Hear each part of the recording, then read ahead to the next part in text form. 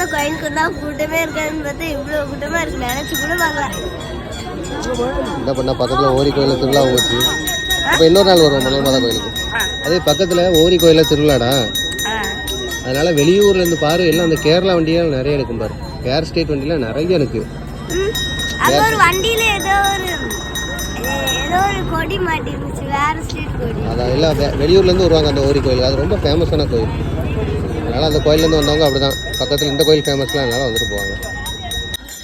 இப்படிங்க எங்கே ஏய் எங்கே அங்கே போக வேண்டாம், நீ கூட்டமாக இருக்கு, வா வீட்டுக்கு போவோம்.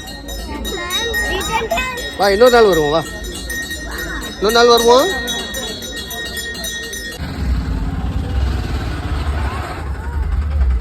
இங்கே இவ்வளோ கூட்டமா இருக்கே, அப்போ ஒவ்வொருல எவ்வளோ கூட்டமா இருக்கும். நடக்கவே முடியாது, சரியான கூட்டமாக இருக்கும். ஆமாம், முழுக்க முழுக்க கேரளா வண்டியாக தான்டா எனக்கு.